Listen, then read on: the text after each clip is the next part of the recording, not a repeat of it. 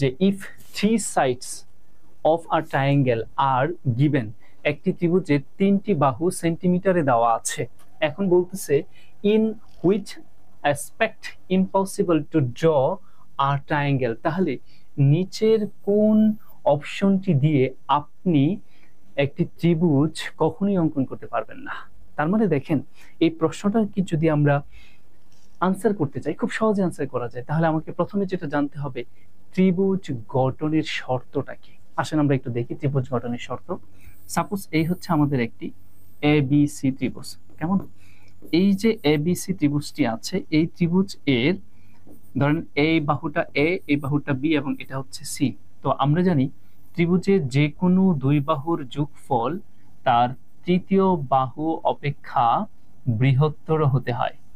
ধরেন এটা আমরা যদি বলি a প্লাস বি, তাহলে সি এর চাইতে বড় হবে।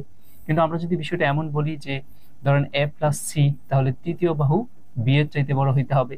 কিংবা আমি যদি বলি এখানে সি প্লাস বি, তাহলে তৃতীয় বাহু এ থেকে বড় হতে হবে। শুধু তাই না, আরো একটা বেসিক আমাদের এখানে আছে। সেটা কেমন? আরো একটি উপপাদ্য আছে ত্রিভুজের, সেটা হচ্ছে ত্রিভুজের যে কোনো দুই বাহুর বিয়োগফল। সাপোজ আমি যদি বলি a মাইনাস বি, এর বিয়োগফল তৃতীয় বাহু অপেক্ষা ক্ষুদ্রতর হতে হবে। কারণ আমি যদি এমনটা বলি যে বি মাইনাস সি, তাহলে তার বিয়োগফল অপর বাহু এর থেকে ছোট হবে। কিংবা আমি যদি বিষয়টা এমন বলি যে a মাইনাস সি, তাহলে তৃতীয় বাহু বি এর থেকে কি হইতে হবে? ছোট। দেখেন এই বিষয়গুলো কিন্তু আমরা চাইলে আবার এইভাবেও আলোচনা করতে পারি। সেটা কেমন?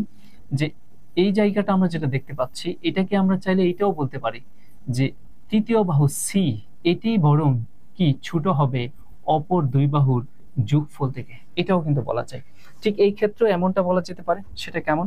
ধরেন আমরা যদি এখানে বলি যে এই জায়গাটাকে আমরা একটু ঘুরিয়ে বলি, সেটা কি বলা যেতে পারে? সেটা বলা যেতে পারে হচ্ছে তৃতীয় বাহুটাই বরং বড় থাকবে অপর দুই বাহুর বিয়োগফল থেকে।